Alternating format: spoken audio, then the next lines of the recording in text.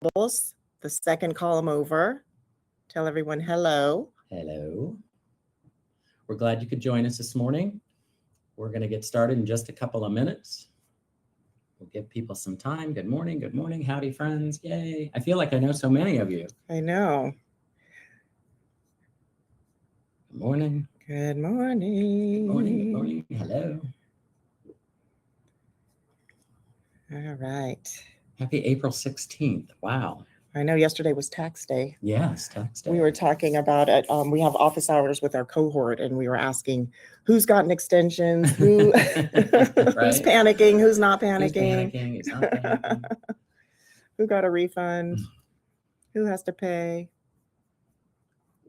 So if for any reason you can't hear us or see something, please let us know. We're trying something a little different today. We're sitting side by side. So we've got the technology going. You see me? If you guys could see, we look like we're in a spaceship. Yes, we just got off the Artemis or whatever the spaceship was. We've got computers everywhere and wires and cords and lights. Thanks, Jennifer. She said it looks good. Oh, good. Yay. Yay. We had to practice. Good morning from Rancho Mirage. Yay. Representing everybody, all districts represented today. Yes, it looks like it. Oh, good. Thank you, Gina, for letting us know the sound is good also. Oh, good. Perfect. Thank you. All right. At 9:01, we're going to start. We're just going to let some people join, but we want to respect your time and start kind of on time, just 1 minute late, just to make sure. Using separate technology while sitting next to each other seems pretty normal. I love that. Isn't that the truth, right? It's the way it's gotten, I know. Yeah. We had to, though, because of the way, it's just weird. We got a lot of papers and clickers and all that kind of stuff. So, hey, Carrie, thank you. Hey, Linda. Hey, Teresa. All right. Okay, I'm just waiting for my little computer to change to say 9:01. We'll give people just another second. Yes. We ready to talk about funding and fundraising? Yes. Yay. All right. Oh, Laughlin. Oh, Shannon, hi. Oh, Shannon. Yeah, Shannon's in Laughlin. It's her boyfriend's birthday, and she's so dedicated to this that she sent him out to play golf, and she's here on the webinar. So round of applause for Shannon for being so dedicated to figuring out how to get her nonprofit funded. All right, so today we're going to be talking about how we're going to show me the money, solving your nonprofit's biggest funding headaches. Again, welcome everybody to the webinar. We know you're busy, so we want to respect your time. We promise this is going to be action-packed. For those of you that don't know me, my name is Stephanie Miner. I am the Director of Strategic Development here at the Regional Access Project Foundation. I was Fundraising Professional of the Year. I've won Desert Fast Pitch. I recently got my CFRE. I once raised $5 million in 8 months. I'm not telling you all of those things to brag. I'm just letting you know that I have experience. I've been boots on the ground. Greg and I help struggling nonprofits, thriving nonprofits, and everybody in between. And now Greg's going to introduce himself. Yeah, one thing, it's not advancing on my screen. So okay. We'll see what's going on. We should be advancing slides. So we've got. Oh, it's not advancing on theirs too. The tech here for 1 second. For those of you who don't know me, I'm Greg Charleston, and I've been working in nonprofits for 30 years. I got the gray hair to prove it, and was the former CEO of an arts organization in the Midwest. And can't hear me? Okay. Shit, it's not advancing. Let's see what's going on here with our tech. Hold on, guys. Sorry. Yeah, I know. We were trying to advance the slides. Sorry. So we're going to try sharing again and see what happens. Yeah. Okay. Tell me what you can see. We're seeing you. Okay. We're not seeing the slides. Sorry, guys. We had it all figured out. I'm going to. Here's the thing. You can hear. Okay. Thanks. Share the screen. Share. Are you seeing Stephanie at all? Just me. Okay. All right. Do you guys see a screen that says welcome? Welcome. Yes. Okay. Thank you. Oh my goodness. This makes much more sense now. All right. Welcome, everyone. All right. Let's start over again. Hi, I'm Stephanie. All right, Greg. Go ahead. Thanks, guys. So anyway, I've been a former CEO of an arts organization in the Midwest, and I do marketing and fundraising and development and strategic planning. And so we're really happy that you've joined us again because we have a lot of information to share with you. So thank you. Absolutely. All right, so these workshops are made possible and are free thanks to the Riverside County Board of Supervisors, the IEHP Foundation, RAP Foundation, and NPO Centric. So it's really important that you guys if you ever see somebody from the Board of Supervisors or Greg from the IEHP Foundation, that you let them know that you attended some of these workshops and webinars, and if you liked them, what you learned, what you want to see more of. Tally Fantini and I, she's the director of NPO Centric, we're actually going to go speak with Letty, our CEO here at RAP. We're going to go speak to the Board of Supervisors in mid-May, and we're going to talk to them about all the great work we're doing. We're going to ask you at the end of this to take a survey and get some testimonials so we can share that, because we're also going to ask them for more funding so that we can continue to support you. So make sure that you thank our sponsors if you ever see them. Okay, dokie. So this course has been approved by CFRE, which is the certified fundraising executives, of which Stephanie is now a CFRE. Yes. Yay. Yes. And so it's a big deal for us, because what it means is that the curriculum that we're going to talk about today and the resources have been vetted by professionals. And so they have given us the okay to do continuing education credits or towards your certification. If you're interested, it's cfre.org. And today's course is worth 2 credits. And I highly recommend, if you guys ever get a chance, get your CFRE. You'll get paid between 10 and 15% more just for having that certification. Major donors love to see somebody with a CFRE on staff, and it just really legitimizes your agency. And if any of you decide to get your CFRE, let me know, because I bought a bunch of study materials, and I am happy to share them with you. I want to, share that. I've got some tips and tricks. I'm about to give my flashcards to Angelina from Shelter from the Storm, but I've got lots of books, so it's just something really good to do. All right, ground rules. Use the chat for questions and comments. Please put questions and comments in the chat. Take notes. We're not sending out these slides, but you're going to get so many resources. Give feedback in the chat. Vegas rules for stories. If Greg and I share a crazy story, please, we're in Vegas. Don't tell everyone. And phones on silent. We can't hear them, but just so that you can pay attention to this important material. Right. So there are two tabs here to know. One is that the chat, so that's the double bubbles that you've been hopefully seeing already. The other one is on the far right.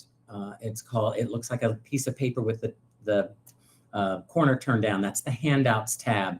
If anytime we share the resources, we will put them in that tab, and you can download them as we're talking about them. Okay. Now they'll also be available at the end through a survey link that you can also get all the resources. But if you want to look at them and share them and talk about them as we're going along, just download them from the handouts tab. Yes, and when we're going to send you a thank you email, and I'll put all of these resources are in a Dropbox folder, so you'll also get them that way. So there's 3 different ways you can get the resources. All right, today's agenda. We always like to know what we're walking into when we're walking into workshops or sitting here for webinars. So we're going to set the foundation. We're going to give you guys a quick funding triage in case you're really struggling right now. We're going to give you 4 fixes that will solve 90% of your problems. We're going to show you how to build a 90-day action plan. We'll have a discussion and questions, and then we have some exciting things to share with you next. By the end of this webinar, you are going to be able to identify the most common fundraising gaps.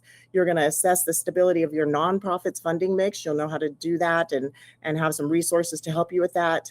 We're going to give you some really good strategies to help you set up more predictable income and strengthen donor relations, retention and relationships. Retention is so important. Yeah. And then implement simple fundraising systems and tools. And then again, you'll walk out of here with lots of resources. And one that I think is really important is creating a 90-day action plan.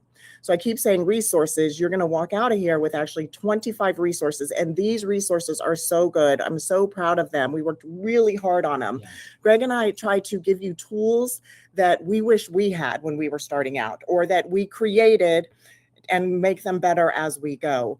And then there's a chance at the end to get 3 bonus webinars, because we really need you all to take the survey. And so there's 3 additional bonuses, and we'll walk through all of the resources as we go. So before we dive in, can you guys please drop a few words in the chat? What funding headache is keeping you up at night? Is it grant funding? Is it the fact that federal funding is being cut? Is it that your donors are not donating anymore? Is it that your donors are aging out and you're trying to find younger donors? Put whatever is bothering you in the chat so we know. I see how to convert followers to funders, all of the above, grant funding, operations covering payroll. Dear Lord, isn't that the truth? Grant funding has been a challenge. Donors are getting older. Someone wrote money in all caps. Love it. Cash flow. Yes. Federal funding cuts. Yes. Yeah. Donors aging. Yes. So we're going to try to help you with all of those things. All right. So Greg's going to talk about setting the foundation. Right. So let's sort of jump in here a little bit with what's the we like to start with the foundation of what the issues are that we're talking about. So let's start with the basic question, which is, why does fundraising seem so hard right now, right? We're always scrambling. We're always behind. There's never enough time, and funding is never predictable. So what it starts to feel like, it starts to feel exhausting. I'm sure you felt this, reactive. It feels never ending, like you just constantly are in this cycle of raising money. Does all that sound familiar to you? It should. So many nonprofits fall into the pattern. This is the hero fundraiser pattern, which is the executive director or one staff member will do everything. The board stays disengaged, and then success depends on one person being the one who's out there hustling for money. So if you fall into the category that one person is the system, you don't have a system, right? So we're going to talk about putting systems in place that hopefully will help you with some of that. And we want to acknowledge that some teams really do literally only have one person. And so we can't get around that, but we're going to help you by putting in systems that will make you as a one person way more, get more done, but also help you recruit others to help you fundraise. And then if you're lucky enough to have more than one person on your team, we're going to help you set up systems so that everybody is participating and everybody understands their assignments, including volunteers, the board, other staff, etc. Right. Yeah. So here's the fundraising cycle that we create, and this probably will seem familiar, right? We're going to just do more events, right? Well, more events leads to more work and less success, right? Or we're going to get more grants, which leads to more deadlines and more reporting and actually more work to write all these grants. Or we'll say, oh, we're just going to get more asks, which leads to a lot of last minute asks and a lot of donor fatigue because we start asking the same people over and over again. Mm-hmm. So what this creates is a mindset gap, right? So what we think we need more donors, but what actually helps is having a better donor retention system. We think we need more grants. What really we need to do is have more of a strategy and really focus on what grants are going to be more effective. We think, oh, we just hire a superstar fundraiser will be great. What we really need is more staff and board input, shared responsibility. Or we think if we just had that one big win, if we have that one big win, then we would have, success. What we really need to do is figure out how do we get consistent revenue. So we need to start reframing our thinking, right? So we start with this, which is the funding problems are usually systems problems, right? So systems create consistency, which creates stability, which ultimately leads to sustainability. So we want to try to start getting into that mindset as we're putting this together. Yes. And as we were putting this presentation together, we thought, okay, what will be the most impactful to get us going? And so many of you have come to us and said, we're really struggling right now. We need some ideas right now. So we're going to kick things off with a couple ideas for quick funding triage. So we're going to get you some quick wins. If you feel like you're financially fragile, you're going to start with these things. The easiest thing to do is to re-engage past supporters. These people have already raised their hand and said that I support you. So what you're going to do, you're going to send them an email. A simple update email can reactivate donors, not an email blast. This is going to come from your personal email, from work, not from Constant Contact, not from your donor database software. You're going to do this straight from, so it's like a personal ask.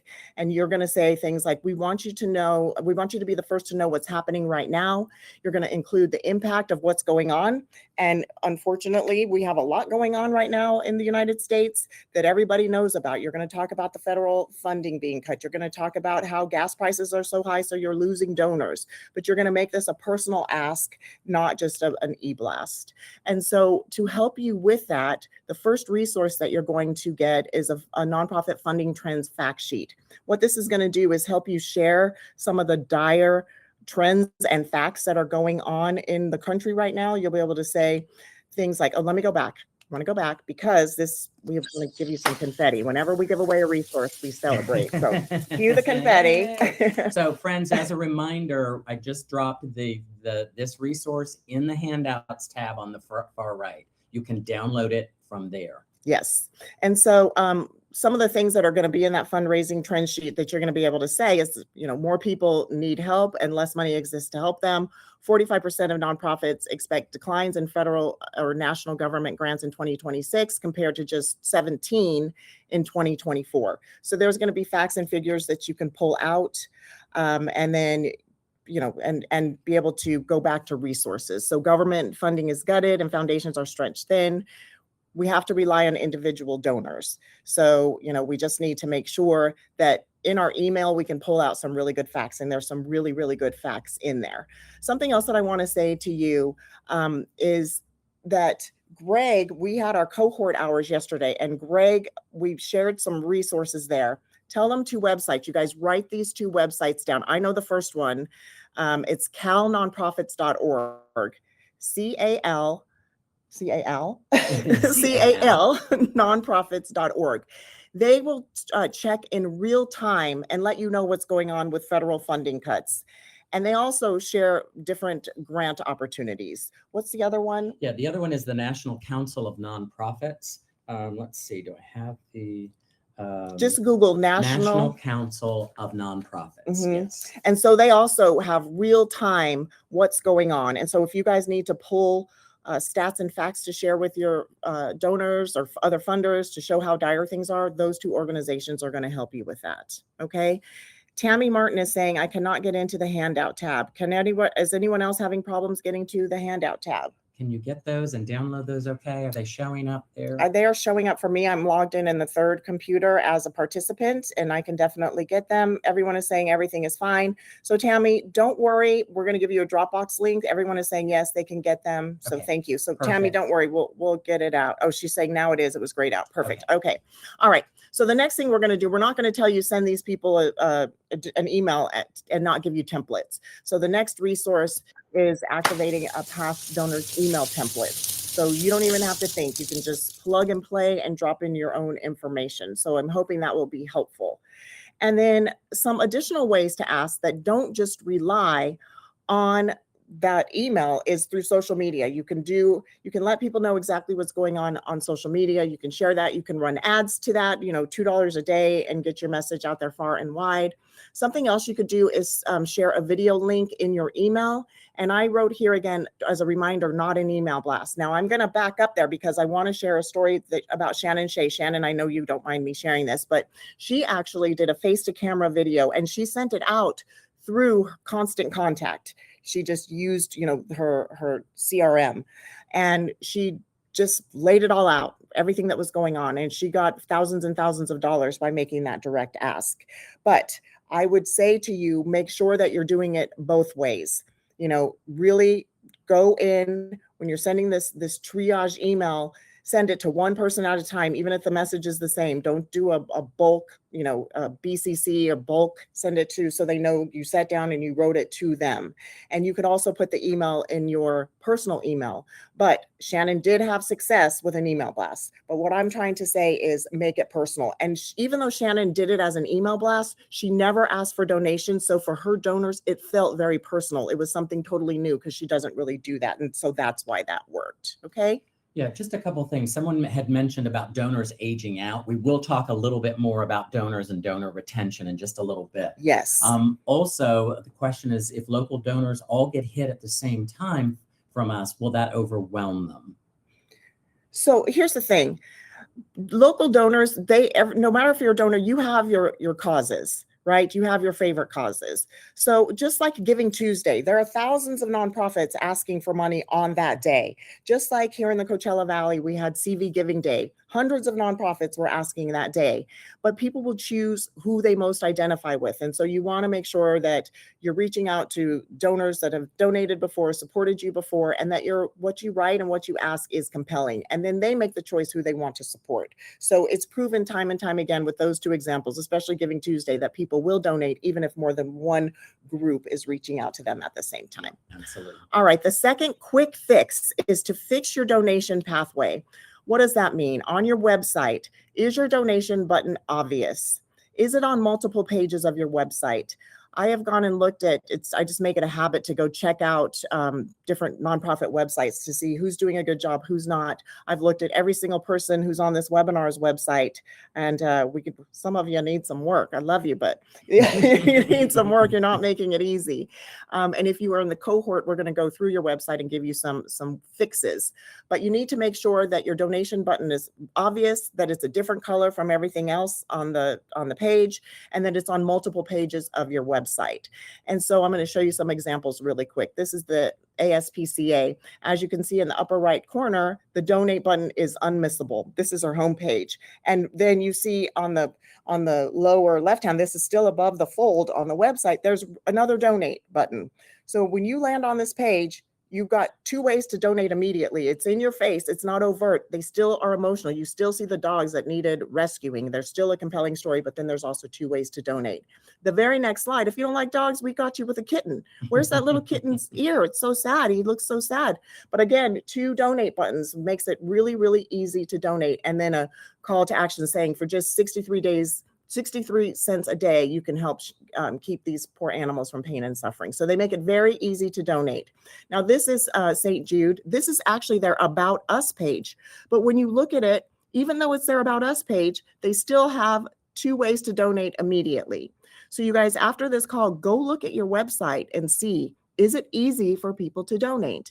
And notice on St. Jude's, the Donate Now button is a different color, so it stands out on the page. And then the Donate Monthly next to Donate Now, it still carries the red theme, but it's a different way, so it draws your eye to that button as well. So think about these things. And then something else you all might want to consider, this is Feeding America, have a pop-up. So right when people land on your website, there's a donate pop-up and they can X out of it. And I know some people don't like those, but I'm telling you, those things convert, and they convert very, very well. So if you don't have a pop-up asking for a donation, get that on your site. And then Charity Water is one of the most successful nonprofits in the whole world.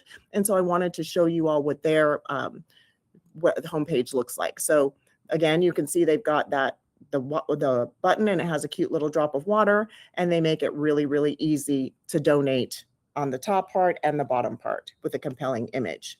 So you need to ask yourself, are there too many steps when it comes to donating as well? It's not enough just to have a nice looking donate button that makes it easy. You need to say, check your pages and see, are there too many steps? You don't need so much information. Your donation page should be very clean and simple. It should have an impact statement, just short, compelling copy, donor-centric language, and a clear sense of urgency, a compelling image. Let's go back and look at that little boy. And let's go back and look at the dogs and the cats. That's a compelling image. Now, those are on the homepage, but you need to have images that are just as compelling on the Donate Now page, on your donation form. All right. And then always, always, always include an option for choosing a donation and amount and frequency. Make sure that you are giving them the monthly option. And for most donation pages, that's just a toggle. You can just toggle that and it'll add the button very, very easily. Okay. And then something that you all need to check immediately after you get off this webinar is make sure that your page, your whole website, but especially your Donate Now page, your donation form is mobile friendly. You will not believe how many people's websites look wonky on the phone, and most people access websites on the phone. So make sure that it's mobile friendly, that the overall layout is clean and uncluttered to draw attention from the donation form. When I was checking people's websites, it would look good and then half the page would be off. And when you're on the phone, you can't slide it over. So everybody look at that, because if it's messed up, you are losing donations. So a resource that we're going to give you that I think is really, really important is the top 15 nonprofit donation pages. I did a lot of research for this. We put them in an Excel spreadsheet. So you just click on those and you're going to see 15 really good examples of nonprofit donation pages. Put it in the chat if that's helpful. Do you think that being able to see what really good and high converting pages look like are going to help you maybe put your own website to look better? All right. That resource is now in the handouts tab, by the way, too. They will stay grayed out until we get to them, and then then they will be available to download. Yes. A couple of things. Someone asked, what's the advice for a small nonprofit about this? And I think some of the things Stephanie already said about just the donate, the give. Somebody mentioned they have their donate button on every page. I mean, I think that's all good. The advice is the same. It's the same. It's the same, right? Because every nonprofit started small. And when you do best practices, when you follow best practices from the start, if you make it easy to donate, if you make yourself transparent, the problem that I saw when I was looking at a lot of websites, nonprofit websites, is that half of you don't have your addresses on there. I can't find an email. The donation button is impossible to find. It's a menu item that just says donate. It's not a button. So that matters for the smallest of nonprofits and the largest of nonprofits. You have to follow best practices for donation pages and your website. So it doesn't matter. Okay, less friction. Just remember this as you're looking at your whole website, and especially donations, less friction makes more donations. Keep it very, very simple and very clean and very impactful. So we're not going to just leave you hanging. We're going to give you a donation page optimization checklist so that you guys can know exactly what you need to do to have the most optimized donation page. So hopefully you all will love that resource. So while we're doing that, and I just put that resource in there, question is about if anybody's had angry donors because they accidentally signed up for monthly giving because of the toggle switch. I love it, Nick. That's great. Yes, and that does happen. But I mean, let's get real. It's their own fault. They were not paying attention. We're not going to tell them that. We're going to say, oh, we're so sorry. Would you like us to refund your donation? And most of them are going to say no. And then you just fix it for them. Or you talk to them about why that is such a good option for them. But at the end of the day, you need to make sure that it's very clear that is the choice. So make sure that there's two different buttons. It's not just a toggle. And if you have to, then do the monthly giving, like wait underneath that, like make a break so that there's a clear break. When I've built some websites for people, I've had a regular donation page where of course there was the box for regular donations, but then also the one for monthly donations. But on the menu, I did a drop down that would say donate now, donate monthly giving. And then I built a whole separate page just about monthly giving so that they could learn more, because a lot of times people want more information about the monthly giving and those giving levels and what that goes for. So that's one good way. Here's the bottom line. Was it Nick that said that? People are going to get mad. Some people might get mad that when they land on your website, there's a pop-up box asking them to donate. But just know that when you add that box or tell your website developer to add it, you can mute that box for somebody who's been there in the last week or something like that. It doesn't have to show up every single time. So people are going to get mad, but you still need to ask. You still need to have those options available. Right. All right. And one other question on emails, what about doing an email merge, or do we need to be more selective? An email merge, are you talking about for the list? Like who you're going to email what? Is that what you mean? Yeah. And if so, we're going Yes. to talk about that. Okay, give me a minute. We're going to get to that because that's very important. Very, very important. Good question. Yes. All right. So back to triage. Use the communications that you already send.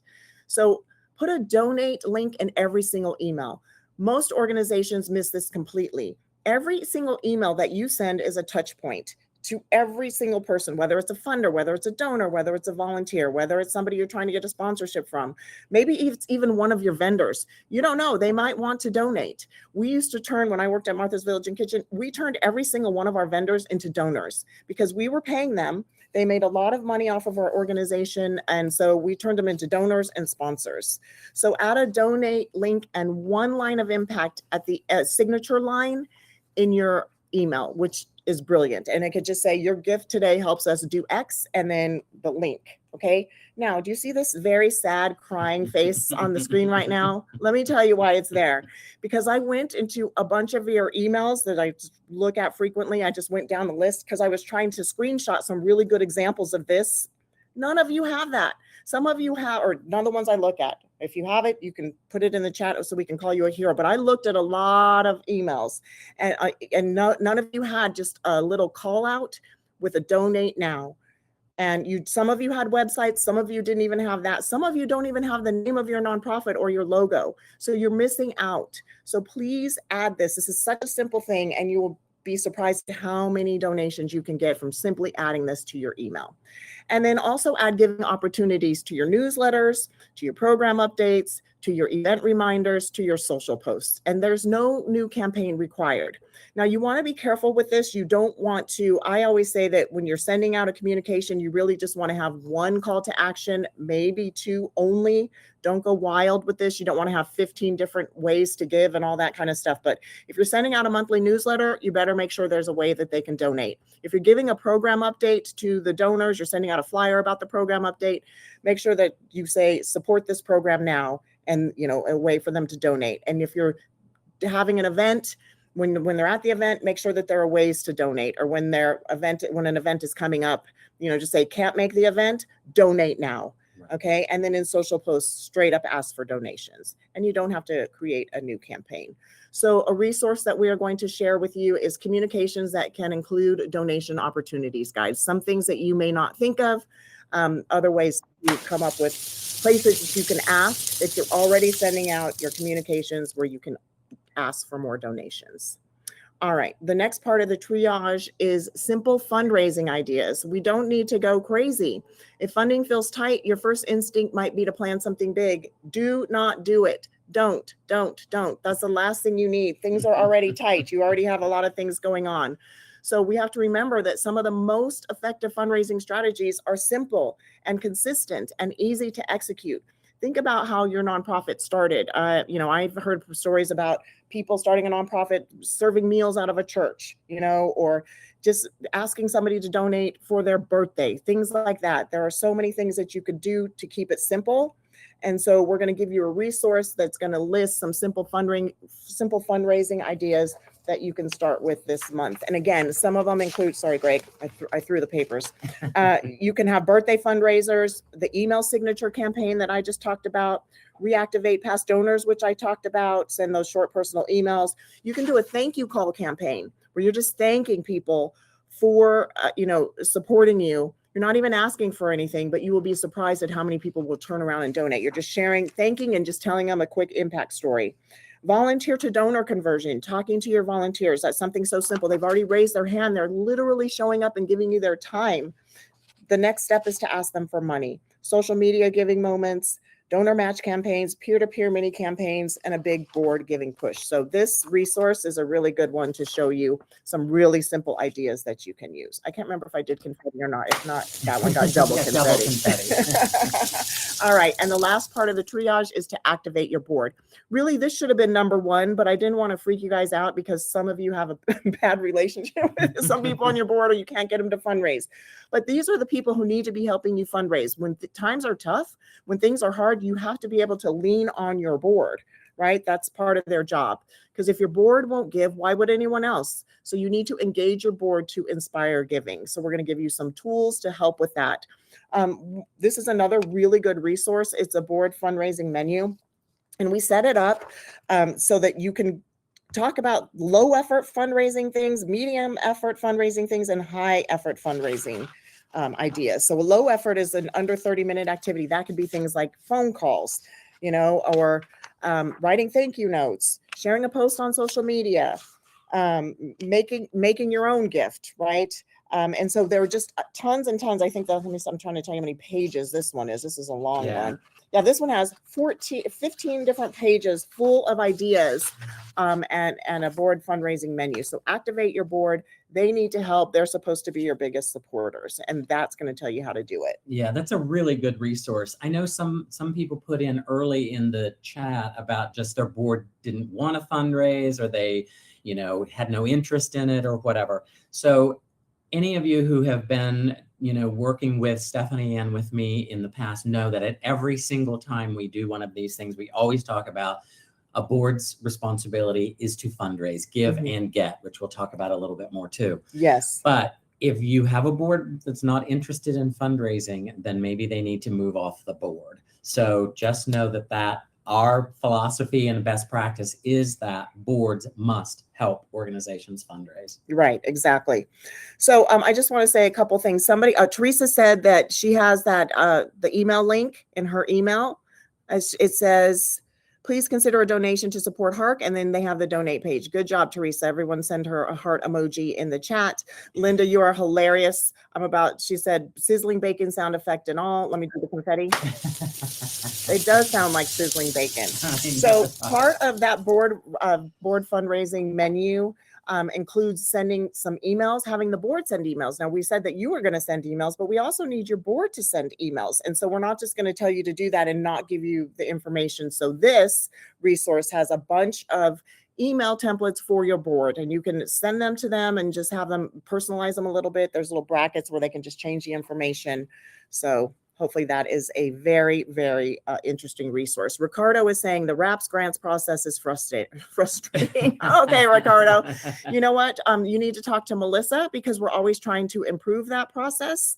I get it. Sometimes, funders are frustrating. We try our best, but reach out to Melissa Robles, Ricardo, okay? Because we want to help you. All right. All right. So which triage method are you guys going to try right away? Could you put it in the chat? You can just put the number. You don't have to type the words. Are you going to re-engage?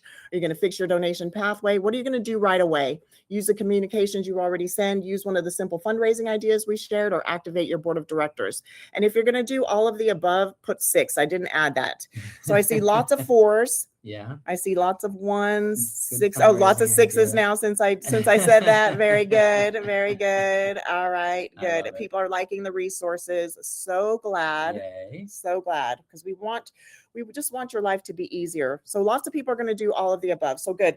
What we said is making sense. I'm happy. So happy. So happy. Yay. Yes. And re-engaging or making sure that you're activating your board. Very, very important, as someone just pointed out. Yes. So now we're going to talk about 4 fixes that we have come up with that will, we believe, solve 90% of your funding problems. So you ready for these? Yes. It sounds difficult, but most funding stress really isn't complicated. It usually comes from, we have unclear targets. We are just sort of shotgunning everybody and hoping that we get some donations. We have very inconsistent revenue. We're doing a lot of last minute scrambling, and we're trying too many, one-off tactics. This is such a great thing that boards often do, which is we sit in meetings and say, oh, let's just write another grant for that, or let's just have another event for that, or, and then we get off into these one-offs. So we tend to treat the funding systems by creating another event or applying for another grant instead of actually fixing the structures. So what we want to do is spend some time talking about these. If you fix only 4 things related to funding, we think that your life will get dramatically easier. Yep. And these are a little bit broad, but we're going to dive deep into what some of these are. So this is not 27 different strategies. It's just 4 fundamental things that hopefully will be helpful. And here are these 4 fundamental fixes. 1 is predictability, 2, retention, 3, capacity, and 4, focus. So we're going to talk about each one of these and how we might go about working to do some of these fundamental fixes. Okay, so let's start with predictability, right? Everything starts with predictability. If you don't know when money is coming in, then everything else feels reactive, because we're constantly trying to chase getting money into our bank accounts, right? So how do we create predictable income?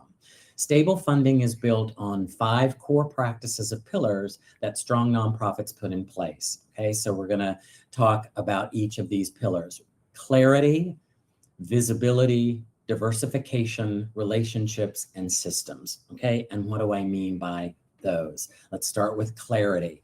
You can't stabilize revenue if you don't understand what your current funding mix is, which includes sources of income and also timing of income. Okay, so let's say that when we're doing a funding mix, we want to start with maybe the last 12 to 24 months of revenue and then group it into categories. Okay, how much is coming from foundations or government or major donors or small individual donors, events, sponsorships, and then you calculate what are the total dollars from each source, what's the percentage of total revenue, and then how many of these are one-time versus recurring. So this is really not as complicated as that might sound. If you want to look at funding mix as an example, you would take all those sources, and hopefully you have all those sources, because if not, then we want to do some more diversification, which we'll get to in just a minute. You look at the annual amount of those, and then what's the percentage. Once you see the funding picture, then you start to immediately identify where your risks are. Okay, so if all of our money is coming, or more than 50% of our money is coming from one source, then we want to really start to look at where can I beef up some of these other sources so that I can be more stable, create more stable income. Absolutely. I love that slide. It's such a good one. Thank you. There we go. Okay, so what this reveals, what you should get out of this is, if you have an overdependence on one funder, reliance on events, sometimes too much reliance on events is also, it's like diversification, right? Low donor retention. Donor retention rates are very low for nonprofits, less than 50%, right? So it's like you spend all this time getting them, and then the retention is low. You're missing recurring revenue by doing this, or revenue streams. And then we were doing a huge amount of work for a very small return. And this is especially true if you're a smaller nonprofit, or if you're trying to do events. We did one big event for the organization that I ran. My staff spent months working on that event. And the amount of money that we got out of that event for the 2 months or 3 months that they put into putting that event together was not worth it. And so clarity, and so just the opposite, we put on a big Thanksgiving 5K, and we worked so hard year round, but we cleared over 6 figures. So that event was worth it. Right. Then we got the bright idea to try to add another 5K at Easter. We did all the same kind of work, and it totally bombed. And so I could just see the sponsorships. We were going back to the same pool too much. And so we canceled it. Because why? We were clear on what was working and not working. And then, just so that you know, when you start to get big donors in, they want to see the clear picture of your funding. They will ask you, I need to see your funding mix. Right. And when you all do impact reports or annual reports, you should always include a page in there that outlines not just your financials, but the budget. Do a pie chart and show where the funding is coming from. Big donors, big supporters, they want to know this, believe it or not. Some people are just driven by data. So make sure that you're doing that, and look at this at least, how often would you say, once a year? Oh, every yeah, 6 at months? least every 6 months, Yeah. I would, just to see where we are with Absolutely. that. It's so important. Yep.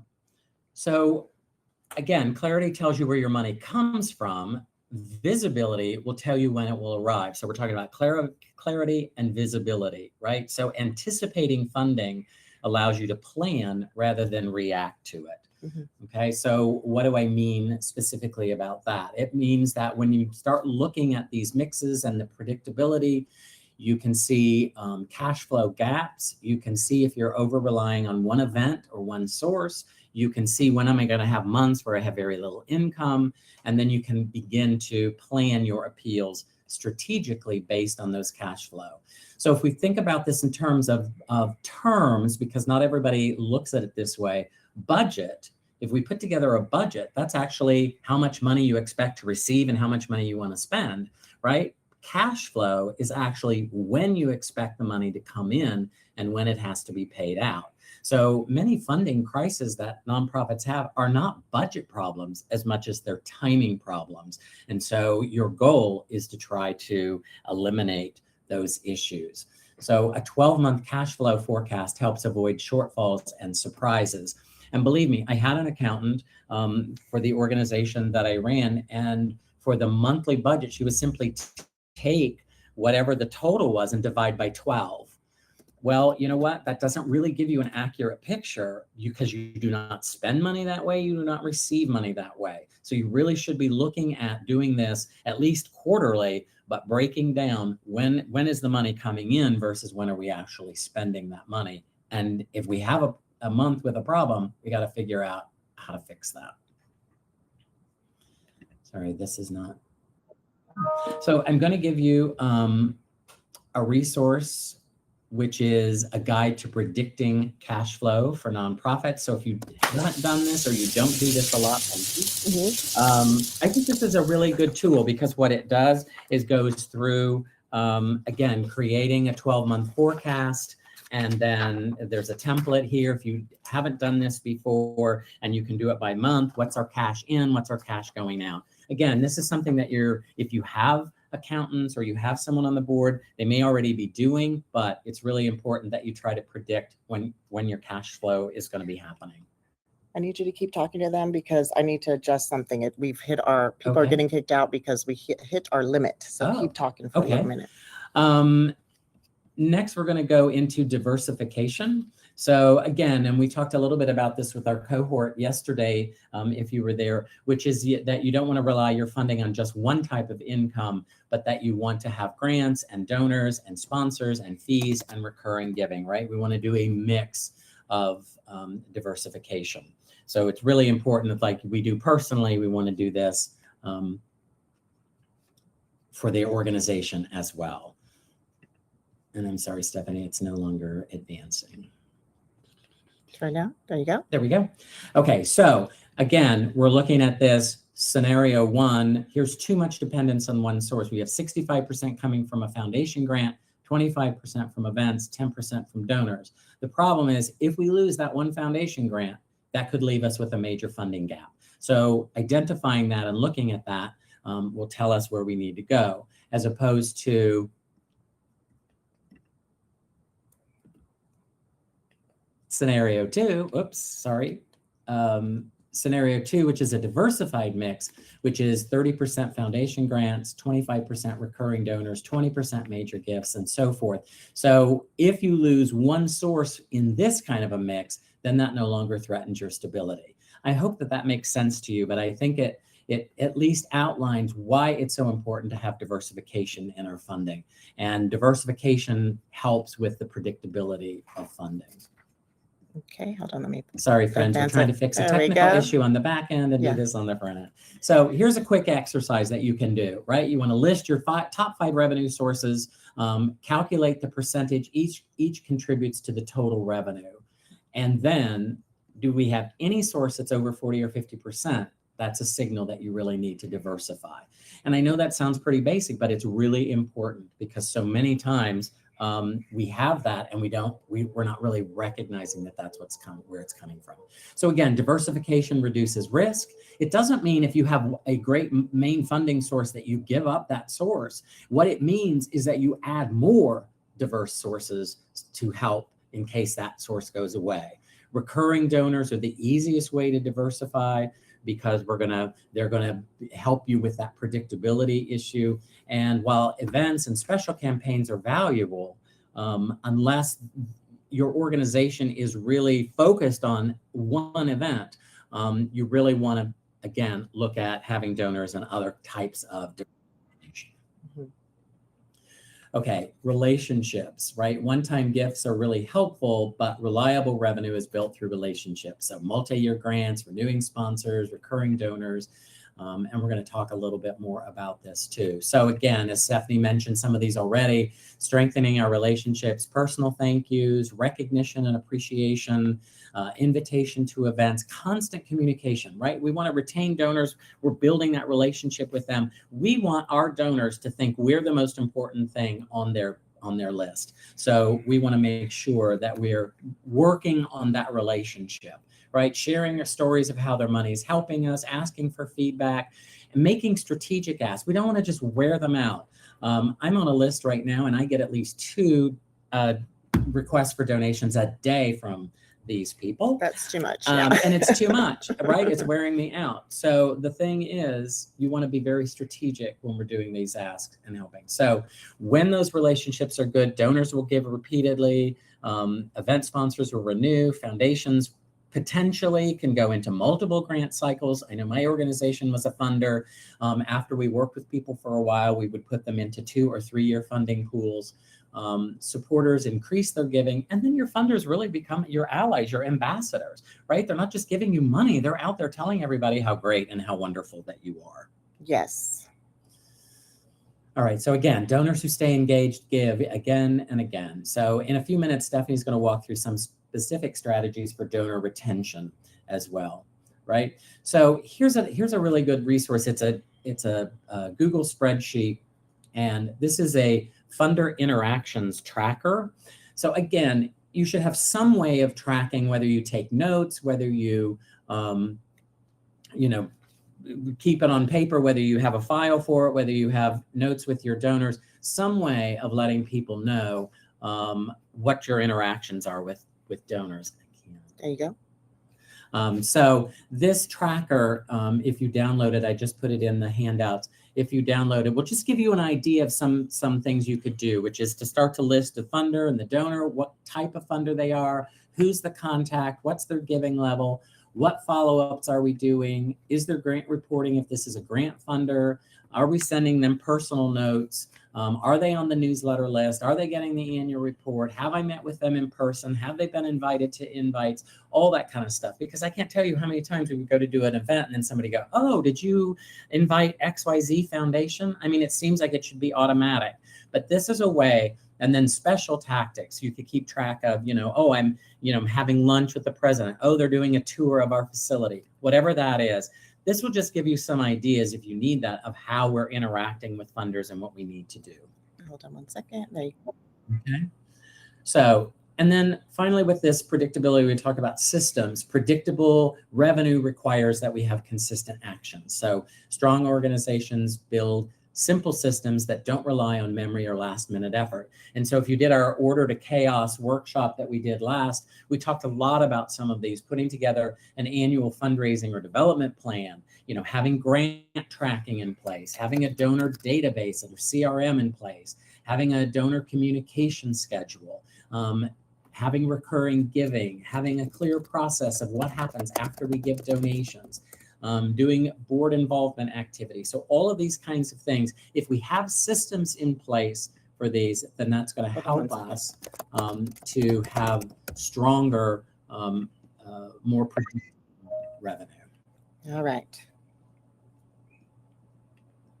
So a board give and get policy will help you do that. And how? Because every board member is accountable for contributing and also generating support, and that makes funding easier to budget, to plan, and to rely on.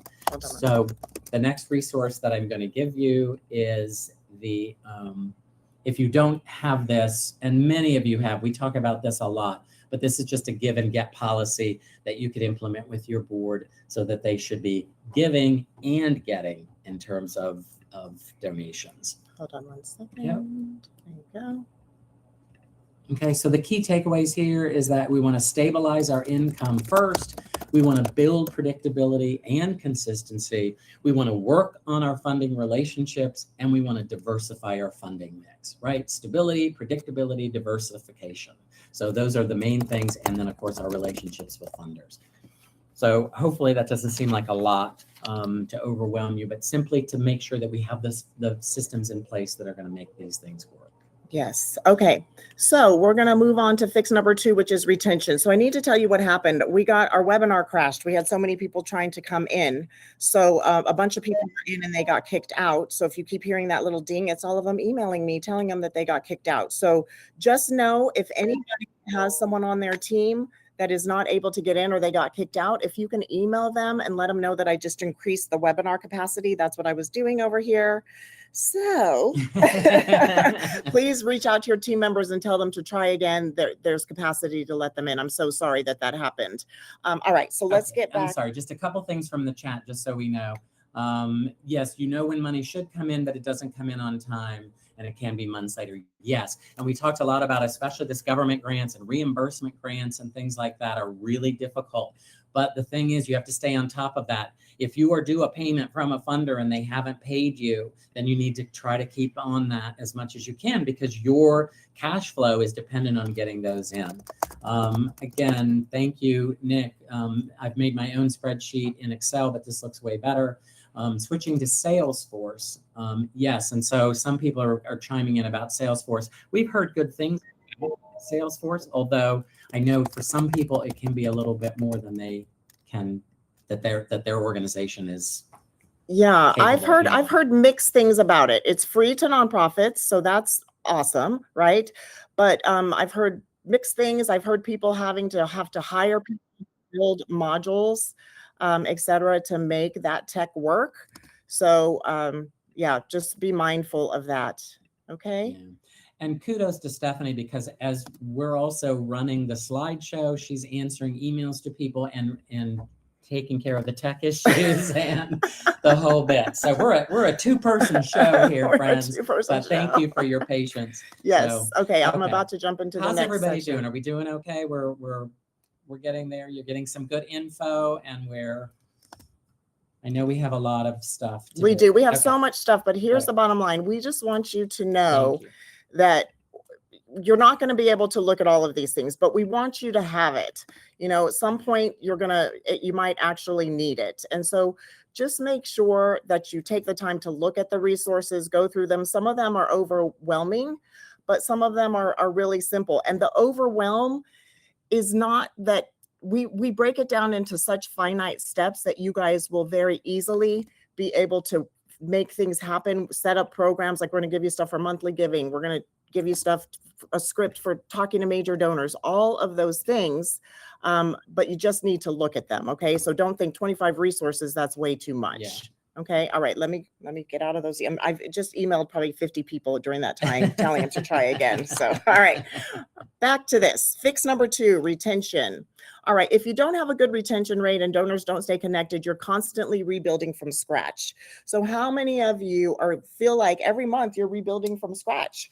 I mean, it's really a tough thing to do. And Greg has given some statistics. What is it? Is it 27%? For the donor retention? Yeah, donor retention is about 27% for the average nonprofit. Yeah, think about how many people, you work so hard to get donors and how many of them you're losing. So keep more donors, you raise more money. So we all need better donor retention systems, not just more donors, because we're not retaining them. It's just like water leaking from a bucket. So why does retention matter? It matters because keeping donors is usually much easier than replacing them, and it's much cheaper as well. There is a cost to getting a donor. And if you ever sit down and calculate that cost, it might hurt your head. So don't do it yet. But when you get bigger, we used to sit down and calculate the cost. We would factor in employee hours, resources that we would send them, tours that we would give, the food that we would give on the tours, the meetings that I would attend for networking as the director of development at the time. So when you do all of this work, you want to keep those donors. And the best part about that is repeat donors are likely to give again and again. If you retain them and they donate twice and you treat them well, they will continue to give. If they donate and you don't send them a thank you note, or you don't make them seem like they matter, or you treat them like an ATM, they will probably never give again. And not only that, they will slander you. They will talk smack. And something that's bad, a bad comment goes around 10 times more than any good comment does. So if you can keep your donors, you're not going to be scrambling last minute, as we've talked about. And then Greg mentioned predictability and predictable income. When you have ongoing donor relationships, then you have a more predictable income. So one gift is helpful. Ongoing support is what changes the game. That is the big difference. You want to get to the point where you can count on people over and over again. So what does retention actually look like? We're thanking our donors promptly. We're following up with meaningful updates. We're not just taking their money and thanking them. We're following up 30 days later and saying, like, hey, you gave $100 and we thanked you. You're not going to say the we thanked you part, but we want you to know what your $100 did, and then show a picture. Now, this is a lot of work for you as a director of development and staff, but the only way to get more donors is to keep them connected to the mission. And them donating and you sending them a thank you letter with or without a picture, or late or not at all, that's not retention. They need to know the impact. And so it is our job to consistently share messages of impact with our donors. Stay in touch between the asks. Don't just always be asking, okay? Show impact clearly and often, all right? Make donors feel remembered, not processed. An example of that might be that, I'll give you an example. We had a donor, she set aside and she created an endowment for us. She put $1 million in an account, so we would get $50,000 a year for it.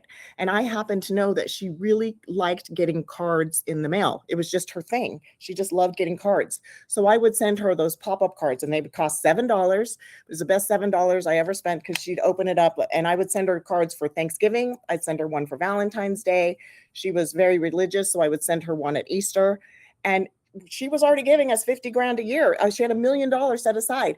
But shortly after every single one of those cards, she would come up with some other reason to donate to us. So you need to talk to your donors, see what's going to make them feel remembered. If you have a donor and they have a child, remember the child's name. If the child plays basketball, ask about the game. And then pretty soon you're going to start to have my board members. When I first came to Martha's, they were on the way out. They were so upset with Martha's. By the time I was moving on from the director of development, transitioning into executive vice president, half of the ones that used to give us $50,000 a year would come to my daughter's basketball games because I made them feel like they were part of my family, and they in turn made me feel like I was part of theirs. So really, you can just have those nice touch points with all your donors and they will give more money. So it's that unglamorous grown-up stuff that works. That list that I just gave you, those are the things to help you retain your donors. Those are the things you need to be doing every day. So you're going to be thanking people, you're going to show them what happened, and then you're going to keep them in the loop, and then you're going to do it all over again. That is how you build retention. So I'm going to give you 4 simple retention moves that you can start right away. Number 1, thank you scripts toolkit. This is so good. I don't know if you guys can see how thick this is. This is just scripts and scripts of how to thank people. We have phone scripts, we have email scripts, we have for recurring giving, we have for your major donors, we have for like a series for after someone donated the first time. How do you get them to the second ask? This is the resource that I wish that I had. So you guys definitely, this is a really, really good one. That is a good one. Yeah. Yes, it's perfect. And the thing is, and Tammy just mentioned this in the chat, like writing handwriting thank you notes and handwriting on the thank you letters. I always did that as well. I had my board members do that for people they knew. As personalizing these as much as you can do, but thank you. You cannot thank people enough. Right. There's just no doubt about that. Tammy, I see your message, and as soon as my thing is over, I'm going to add more capacity. Who knew? Who knew? Wow. This is so exciting. All right. So you're going to segment your donors so your messages make sense. Somebody asked about this, and this was really hard for me as a director of development. I'm like, I have so much to do. I don't have time to segment. I just need to create one email blast and hit send.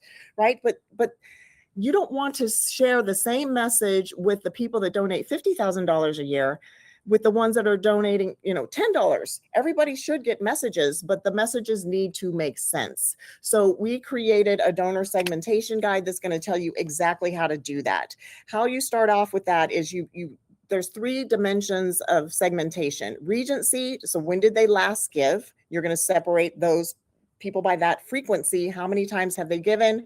And then the dollar amount, because the gift size helps you allocate stewardship effort and identify the upgrade potential. And again, you don't want to send the same communications to the people that do $20 a year versus the people that do 10,000. And so this resource is really going to help you segment your list. And then what you do to keep it segmented is follow good practices. When you get new donors even if you just have an Excel spreadsheet, you make notes. You give them tabs, you color code them so that you can go in and say, I'm going to send an email blast to my recurring giving, and they're segmented. I'm going to send an email blast to my first time donors. You know exactly who they are, because on week 1, we're going to give them this update. On week 3, we're going to give them this update. On week 5, we're going to ask them for another donation, right? And then the people that are getting $50,000, that's a whole nother thing. We're going to ask them for specific things. We're going to offer them projects. We're going to offer them to support new programs. We're going to offer them naming opportunities. We can't offer a naming opportunity to somebody who only donates $20 a year. So that is why you have to segment your donors. Does that make sense? And is it something that you guys already do, or is it something that you struggle with? For me, again, I really struggled with this. It was hard because we had 30,000 names in our system. And we decided this is just an example, we decided to get a new donor software. Well, when I went in, I was like, 30,000, we're rolling. When I went in, I realized like our board chair was in our system like 27 times and nobody knew. And then throw in his wife, they were in there so many times. So really our when we cleaned the list, we only had 10,000 names in there. And then we had to go in and figure out who's giving what, how many times, but I'm telling you, it was worth it, because once we segmented, everything changed. And that is how we were able to build up the momentum to turn around and have that capital campaign when just months before that, our doors were about to close. And again, we raised $5 million in 8 months. And it all started with good stewardship and segmenting our donors. So I cannot stress that enough. And Alex is saying that he struggles to find the time to do it. I get it. I struggled. I stayed there so late, and just worked like a dog. But I promise you, you do it once and then you keep it up. It is so worth it. It is so worth it. Yeah, we've talked about this with our just putting systems into place, the donor database, the mailing list, like all of those things, spending time on that. This is a project that's never done, right? Right. You have to keep, doing it over and over again and updating it and making sure that it's current. But targeting and segmenting and all of this stuff, it is worth the time. You have to just carve out the time and make it happen. Yes, absolutely. Okay, we're gonna do go for this one. That's some sizzling bacon. But I know. That's popping popcorn. I don't know. All right. So again, send regular stewardship, not just appeals. You're going to send stories of impact, an impact report. You're going to send programmatic updates. You're going to share stories, and you're going to share, some of the things that the volunteers are doing. Take a look at the pictures for inspiration on that slide.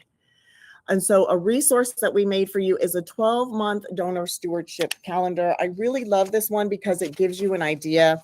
So, and we've talked about this in another course, but we went into a little bit more detail. So if you missed that one, so January, that's going to be your focus. It's going to tell you the month, what your focus is going to be. So planning and renewal, primary activities, year start, thank you to all the donors, re-engagement appeal to lapsed donors that have lasted 1 to 3 years, launch and promote monthly giving, set annual goals with the board, and then it tells you which donors you're going to target. February is relationship building. March is your spring appeal.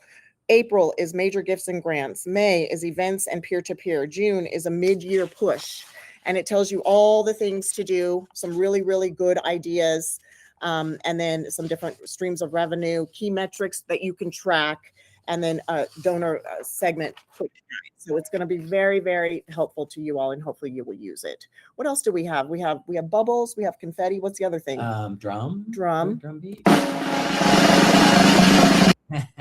Okay. All right. That's a really, really good one. All right. So you need to be giving your monthly donors extra attention with simple renewal language. The easiest way to raise more money and to have predictability is to build a strong monthly giving program. I cannot stress that enough to you. It is so important and yet so easy to do. So toward that end, we're giving you a monthly donor program starter guide. This has everything that you need to get going. It tells you, how to name your program, what communications to send, what to avoid. And just so you know, monthly donors have an 80% higher lifetime value versus one-time donors. 80%. So tell me in the chat, is it worth it to have monthly donors? Is it worth it to start that program?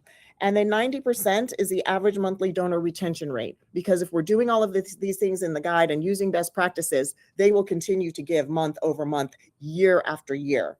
And they are 3 times more likely to give through planned giving. Think about that. Your monthly donors are 3 times more likely to give using planned giving. And I can tell you that with planned giving, one time we got a $1.5 million gift, we got an $800,000 gift, we got a $500,000 gift, multiple 10,000, 50,000. And it was all the work that had been done before I ever even came to the organization, because they were really good stewards and people left money to us. But your monthly donors are the ones that you really need to focus on once you launch a planned giving. All right. And then the average monthly gift nationwide is $23, but that's $276 a year. So if you're stewarding people, you could go from a one-time $50 or $20 donation, turn them into a monthly donor, and they can give only $23 a month, but they gave you almost $300. So tell me, is it worth it? I think that it is. Yes. Yes. Okay. Absolutely. Excellent. Yeah, we need to do more. Absolutely. Excellent. Yes. All right. And then, of course, we're going to give you another resource. We'll do the bubbles for this one. This is the monthly donor messaging examples for the first 90 days. The first 90 days of launching your monthly giving program is the most important time for that program. When somebody joins as a monthly donor, you want to rope them in. You want them to be looking for your messages and your stories of impact. And so this has messaging. This is another really great resource. All right. All right. So you're also going to build a stewardship rhythm. Do not only contact donors when you need money. They are not ATMs. I said that before. I'm saying it again, and I'll probably say it a couple more times, and Greg might too. Plan simple touch points across the year. Share updates, wins, stories, and gratitude. They want to hear it. Remember, people want to be part of a winning team. And if you show them over and over again that you're winning, they will want to continue to be part of that team, and make it easy to stay connected, and make them feel good about it. All right. Fix number 3 is capacity. Capacity means building your structure, support, and systems to fundraise without depending on one person to do everything. Quick caveat, if you are only one person, if you're the only person at your organization, then that's the way it is. We're going to try to advance you so you make more money so you can hire somebody else. But if you are one person, the answer is structure, support, and systems that's going to make your capacity rise. So the 2 main problems are too much falls on one person and the work is not organized. So let's talk about capacity and fundraising operations. Clarify who owns what, so fundraising work is shared. And again, if you're a one-stop shop, one-person shop, your fundraising, where you definitely have a board, and that fundraising work needs to be shared, okay? And then we're going to talk about, Greg is going to tell you about a tool to track grants, prospects, and next steps. So that's coming soon. I love that little animation. I do love that. It's so cute. All right. So you're going to create a weekly rhythm and for fundraising activity. You're going to build systems that reduce chaos and support follow through. And so, of course, we're going to give you that resource. You get a weekly fundraising checklist. And of course, it's not just weekly. I don't know why I titled it that, because really it's going to tell you what to do every single week. And then it dives deeper. It's going to tell you what to do every single month, and then what to do every single quarter.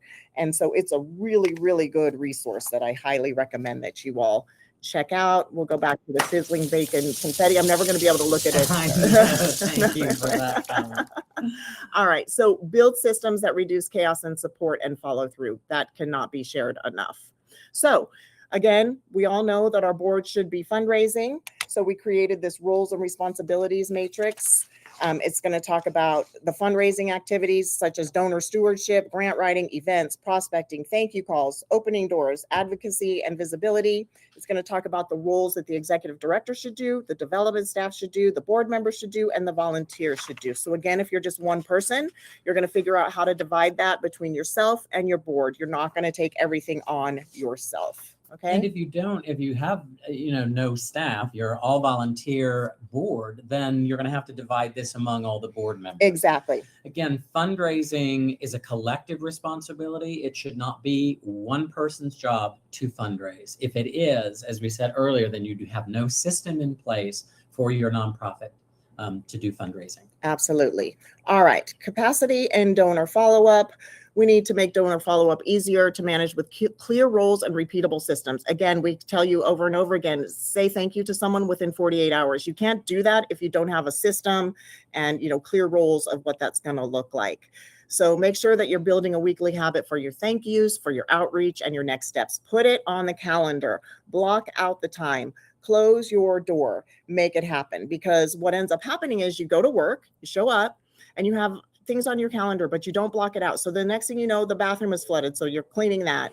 And then someone, is blocking the parking lot. So you're out there trying to figure it out. A client is having an emergency, and you're doing all great work. All those things need to be done. But what you're not doing is getting support for your agency. And so you must build that habit and block out the time. That's the only way this works. And that's the hardest thing to do. What I used to do, and it ended up giving me chronic hives and got me very, very sick.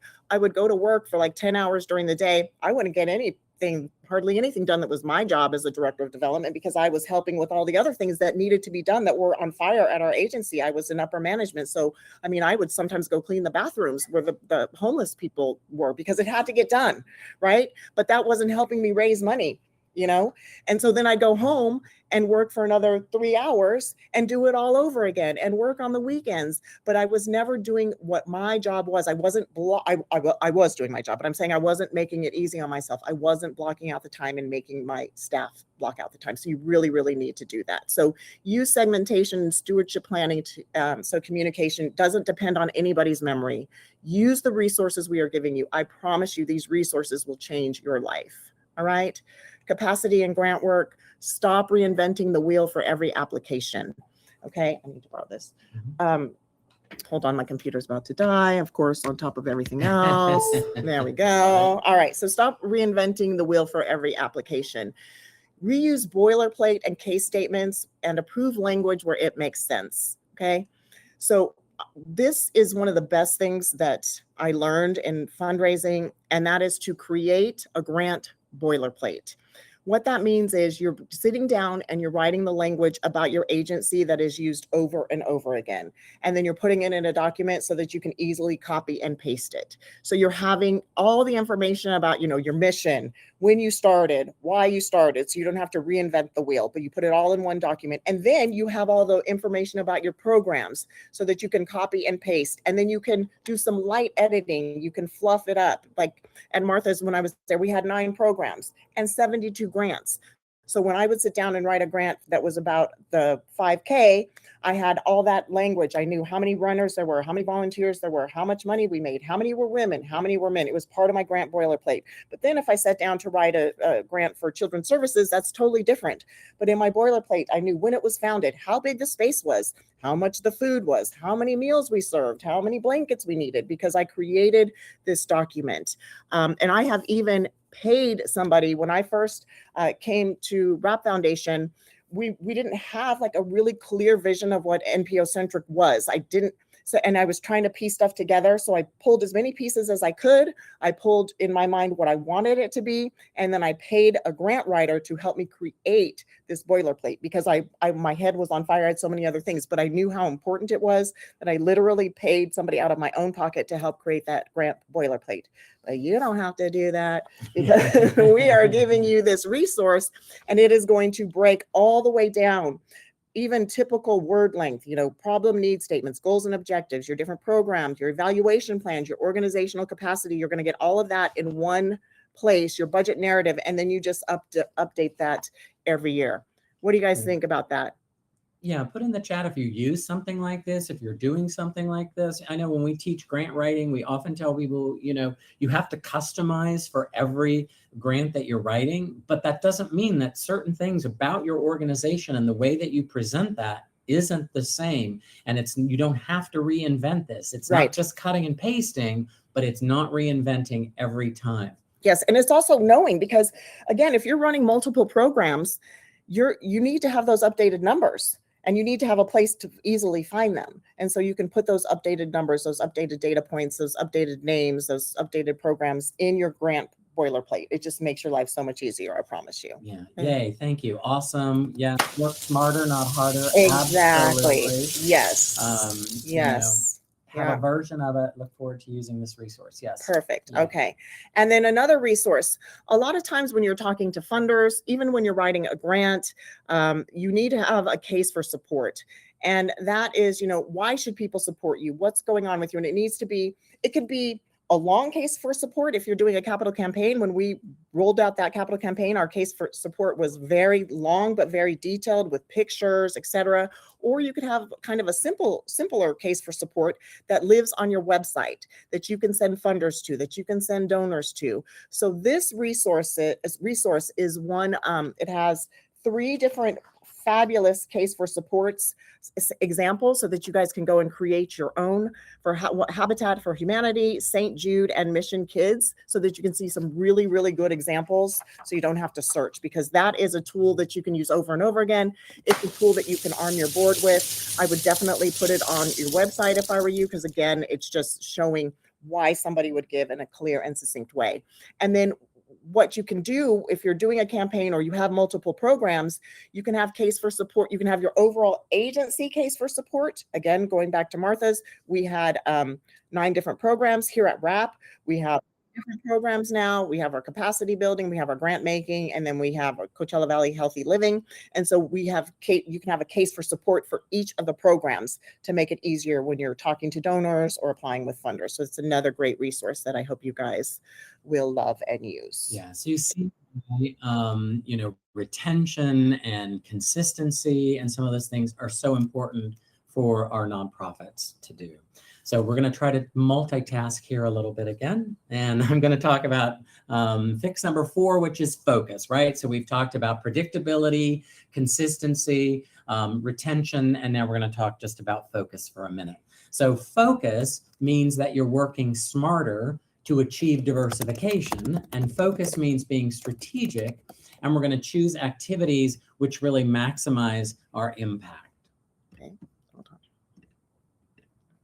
So it's really important that do that, because two problems happen when we don't have a lack of, or we have a lack of focus, right? One, we're doing too many activities. And to be honest with you, Stephanie and I get called in a lot to organizations to work with that are in trouble. And one of the chief things, especially for smaller organizations, is we're trying to do too much. Too many activities. What happens, it dilutes our efforts. It leads to weak grant applications. We have half-baked events. And most importantly, I think it leads to burnout, the one or two people who are trying to do all of this stuff. So we really want to try to focus. What do we do best? And what can we do? Otherwise, we're just going to end up with just too many activities. The second problem that happens is that we're not investing in what works, right? So many of us already have strategies that work, that have consistent results, and instead of doing anything we were off on something else, we're doing whatever, and we're not focusing on those things that we do well and that we are successful at. So again, for the organization that I worked with, that I managed, we had one very big, huge, successful citywide event. It was on everybody's calendar. It was great. And then we decided to add more events. They weren't successful. They weren't big. And it's like, you know what? Why are we doing more events? We should be doing something else and focusing our time and attention on one event and not worrying about some of these other things. So again, when we talk about grants and grant writing, we want to look at, our what we call our grant pipeline, or what's coming in or down the line, maybe with fewer or better fit prospects, right? We want to qualify those prospects that actually meet our mission. We want to repurpose our content with case statements and using that boilerplate that's talked about, repurposing that to fit what certain grant funders are asking for. And then we want to plan submissions strategically with a grant calendar, right? Because we have to look at our own capacity as a staff, not only to write that and to submit that, but also to actually execute it and do all the reporting. Okay. And so many organizations, and we've talked about this in the past, and we talked about this yesterday in our cohort meeting, and Nick, we were talking about mission drift, right? Because we're chasing the money, so we're applying for all these grants, and we're not really being strategic about what grants we're applying for. So we want to be really strategic with that. So as a resource for this, I'm going to give you something that we've put together called the Grant Decision Checklist. And I really like this because it what it does is gives you an outline of just the things that you can look at to qualify, a qualification criteria. If you're not thinking about these things, this is, does this match our eligibility? Are we capable of doing this program? Does it meet our mission? Does our budget meet our mission or meet their requirements? Have we received a rejection from this person previously or this funder? And then is the application deadline realistic? Do we have the time and ability to do this? Do we have all the required attachments? All those kinds of things. So if we go through a process, and this may be a little bit more involved than you all need to do, but it is about qualifying those grants and making sure that we have the capacity and that this is something that really fits the mission of our organization, that we're not creating a program just to meet that. So this is a really good tool. Again, this is the stuff that I just went through, mission and capacity fit, and actually scoring it. If you have board, if your board is working on writing grants, actually have people score that. So again, this is something we're interested in your feedback. Do you have a process for determining what grants to apply for, so that you avoid this mission drift? Or do you just apply for things as somebody says, hey, let's get a grant? Right, because that's a big problem. We had the cohort yesterday, and somebody said, when you start applying, when you start chasing the money, right, then suddenly your organization doesn't even look like itself. And I've seen so many people, suffer through that, and we don't want that. So this is such a good resource. I wish that we would have had that when I was working. You guys take the time to look at it, and I love the fact that you can score to see, is it worth doing or not. Right. So some of you have a version of it, look forward to using it. Smart to have it in one reference. Currently doing some, but not very organized. Anybody else? Do you have a process to avoid mission drift, or it just sort of, that's what we do? Yes. Let us know your thoughts about that. Okay. All right. Again, since the grant writing is concentrated in one person, the rest of the board cannot answer. Well, but the board should be aware of some of the grants that you're receiving and whether those grants are actually working toward and meeting the mission, right? Yeah. So Patty said they've never applied for a grant funding, but you're going to do it in the future. So now you're going to start off just right. You're going to not go down any bad rabbit hole. So that is fantastic. Somebody asked, does the nonprofit case for support show the financials of the organization? Not necessarily. That you would maybe do that in the impact report or annual report. The case for support is more of a narrative, why somebody would support you. For the capital campaign, which was, again, a $5 million campaign, I think we did have an addendum in the back that kind of showed the financials. But this is something that kind of pulls more at the heartstrings. Yeah. All right. Great. Thank you. And even if you have a grant writer, I mean, this is something that's a really good tool to look at. The next thing is a grant calendar planning tool. And I'm going to drop that resource in the chat or in the handouts. Sorry. I assume everybody's getting these okay. It looks like they are, yes. Okay, good. This is a spreadsheet, and essentially, and again, you can use some variation of this, whatever works for you. But as I have said before, but have something, right? Make sure that you have some system in place where we're tracking. These are the grants that we are going to apply for, or these are when the deadlines, because this will help you keep track of when the deadlines are coming up. For those, who the funder is this a priority? Is this a high priority or a low priority if we have the time, right? What's the amount range of grants? Again, what's the deadline? When are we expected to hear? Sometimes if you're applying for federal grants, I know in our case, when we applied for federal grants, we were applying a year ahead of, because they were working a fiscal year ahead of my own fiscal year. So again, that was something to know about. When would we find out about this grant or this program? Is it funded? What are the key milestones? Who's the lead? If you have more than one staff member or more than one board member involved in this process. Again, it doesn't matter really what you use, but use something that gives you a good idea of putting together a calendar for this. The next thing is a program tracker, same thing. So once something is funded, then we sort of kick into this tracking system.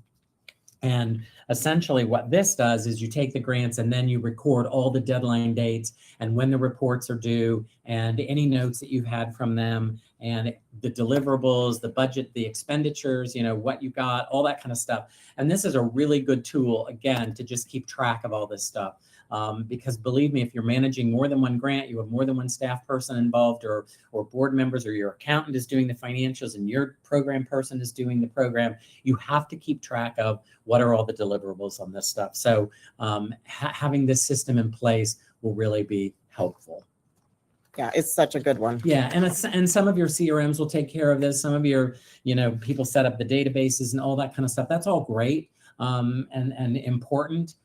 But just make sure that you're tracking when these things are due, because it will avoid that somebody running in your office going, oh my gosh, we have a report due today. Which has happened to both of us.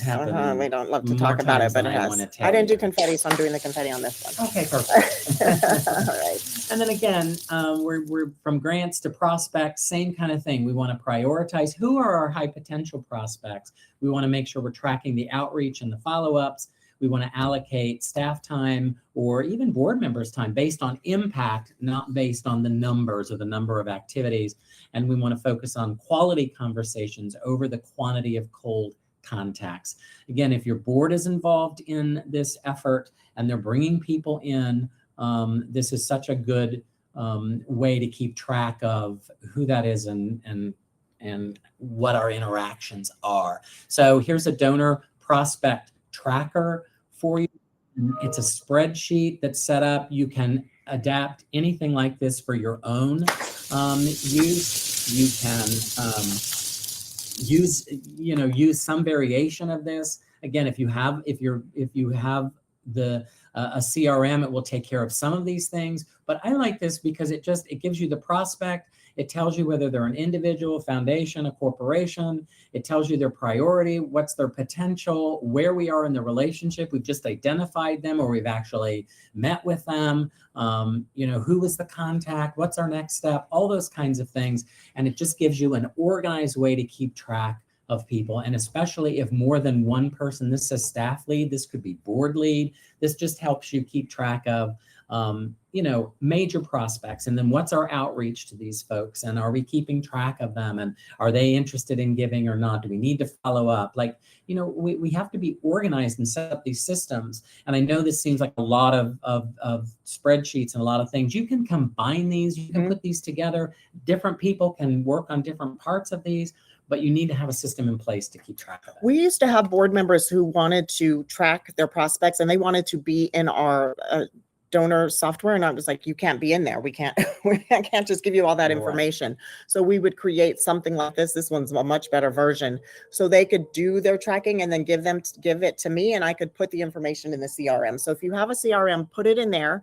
But if you have a board member who wants to track, or volunteers, we used to have volunteers also reach out for in-kind or other things. We also had a spreadsheet for them. And then this is a perfect thing if you do not have a CRM. If you're new, there's a lot of smaller nonprofits who are probably on this webinar who don't even have a CRM. We're actually working with a couple of them. So this is part of the reason we created that for you all. Right. Yeah. All right. It's a good tool to put in place. And if we're talking about appeals, and Stephanie said some of this before, but we really encourage fewer, more targeted asks. Those are more successful than just sort of sending everything out as a mass email to folks repeatedly, using the data to know who responds and why. I mean, if you're not looking at who's opening your emails and all of those kinds of things, you really need to use the tools there that are available. Reuse messaging and case statements across channels. Your social media posts could also be part of the newsletter, could also be part of your e-communications. There's no reason to reinvent all this over and over again, but really focusing on retention and plan the timing of asks. The timing of asks based on not only your donors, but also your organization and what you most need. And let me say something about focusing on appeals. Remember, we gave you earlier the fundraising calendar, and then also the weekly activities that you need to be doing. Yes. But just an example, when I first came to Martha's Village Kitchen, we literally would send out, they had been doing this, they would send out a direct mail appeal every single month. 12 times. Okay. And they were just making up things to write about. And when I came, I took it from, we did a season of giving, a season of gratitude, and then we would always do a big ask in the summertime, because in the summertime here, people die because it gets so hot. Or we would also find like one special appeal. One year we found that the water company was financed, or would give you money if you took out grass and did desert landscaping. And so we tried to get a matching gift for that, and we raised like $250,000. So instead of doing 12 appeals, doing 4, we made multiple 6 figures more by reducing our number of appeals, because we focused in, we were laser sharp, and we really made sure that the images hit and that people could not say no to what we were asking for. And then we would turn that direct mail appeal into a different version for email, just in case some people don't want mail. A lot of people, the older people do, some people don't. We would switch that to become a email blast. And then we would also do about a week's worth of campaigning on social media.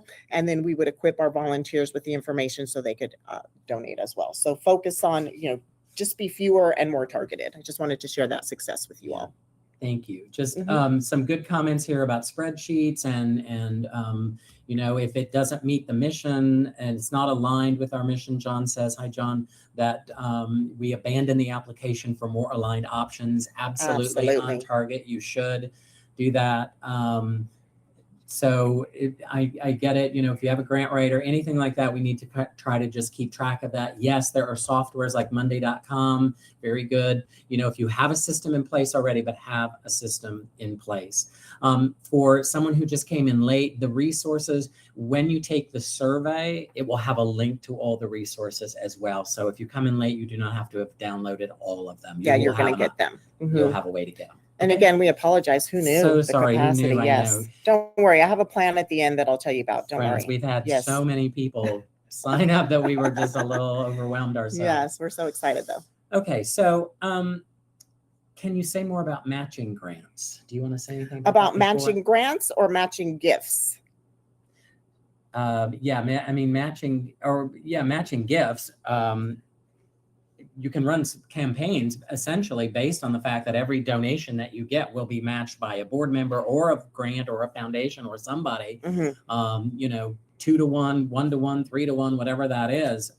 And they can be very successful. We ran a number of them for the community foundation that I worked with. They're very successful. And when I talked about, we used to do, again, a direct mail appeal once a month. Part of the reason why we were able to be so successful when we took it down to 4 years, that whenever I send out a direct mail appeal, I would go to one of our board members who was a big donor and say like, hey, can we use part of your donation as a matching gift? So we would say, hey, we have somebody who's going to, if we get to $20,000, we have someone who's going to match that. So your $5 becomes $10, your $50 becomes $100.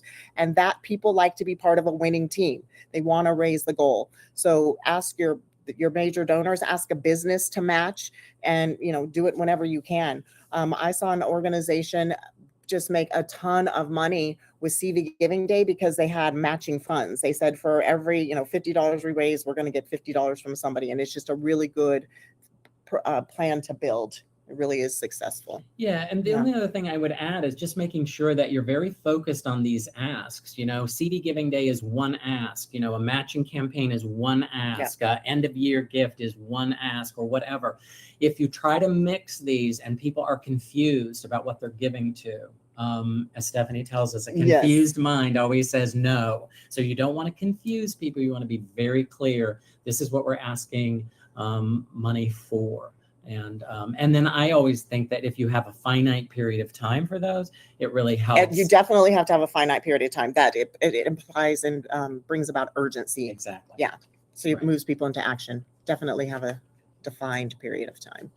Okay, friends, as we're getting into the last part of this, we just want to kind of build this to, okay, what are we going to do? We're going to help our diversification. We're going to help our consistency. We're going to put systems in place. So what do we want to do is to build a 90-day action plan, right? So this is very simple. Really, it's just going to give you a framework for strengthening your fundraising right now. So I'm going to go through these 5 areas, and you'll get a resource for this too. And you just want to choose one focus in each of these 5 areas. If you do this, if you just do 5 quick fixes over the next 90 days, you will be successful in terms of what you're doing. So we want to start with just one quick win, right? One funding action you can complete. This says within 30 days, but the whole point of this is really just a quick 90-day thing. So example is, reconnect with 5 past donors or funders, or submit a grant you've been putting off. Just make a list and say, here's my one quick win for the next 90 days. I'm going to do one stability strategy, right? One strategy that's going to reduce risk and uncertainty. So I'm going to identify 2 to 3 grants to pursue on a regular basis. I'm going to launch a recurring giving program, a monthly program, whatever that is, one thing that's going to help our stability. Love it. And we're going to put that in writing. I'm going to do one system, one repeatable process that saves time and improve results. So again, whether this is having a grant calendar, a reporting template, a prospect tracker, a donor follow-up calendar, whatever that is, here is one system that I'm going to put in place, and this is going to help me. I'm going to do one new planning habit. I feel like I'm doing like a Susie Orman, like one more thing, one more thing. But a planning habit is a regular, like scheduled practice that keeps you on track. So schedule a 30-minute weekly check-in to review the grant calendar, go through the monthly pipeline of grants, go through the priorities, look at the cash flow on a regular basis. Whatever that is, I'm going to change one planning habit in my funding, and I'm going to put that in place. And then finally, I'm going to do one relationship improvement. I'm going to choose one funder, one donor, one community partner, and I'm going to intentionally strengthen that. I would love to see you do at least one a month, so do more than one. But if we only do that, reaching out, calling somebody on the phone and saying, hey, I just wanted to thank you for your support and give you an update on what's been going on. One relationship improvement. And I want to say, don't be afraid to call funders. They love it. Nobody sends funders thank you notes. Hardly anybody does. I've asked we've had various grant managers here at RAP. I work with a lot of foundations. You will stand out if you pick up the phone and thank the funder, the program manager, the grants manager. If you send a thank you card, you're golden. If you invite them to your events, not in a bribing way, but just reaching out to them, a warm touch point, it will change your relationship and you will be top of mind. And then, as I've said before, funders talk. So if somebody likes you, they're letting people know that. If they don't like you, they might be letting people know that too. So treat funders as a relationship that you need to build. Pick one or two people and really, really warm up that relationship. That will help you a lot. Right. So as you're putting this together, just think about these questions. Where are we most at risk right now? What would move the needle fastest? What's missing? What's inconsistent? What needs to happen every month? Who owns it? Start to think about these things. Again, we've given you, 24 different resources to this point. And so you can't implement maybe them all, but let's figure out where are we most at risk and what can we do that will change this. And I think if we look at starting with just identifying one of these things in each of these areas, systems and consistency and planning, then I think that will really help our moving our needle forward in terms of solving our funding issues.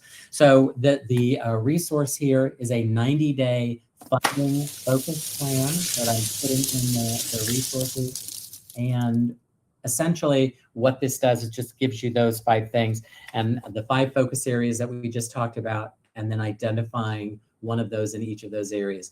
And you know what? Sit down with a couple people on the board, sit down with a couple staff members, whatever it is, and try to identify. I guarantee if you identify at least one thing in each of these areas, that it will begin to solve some of your funding issues. Absolutely.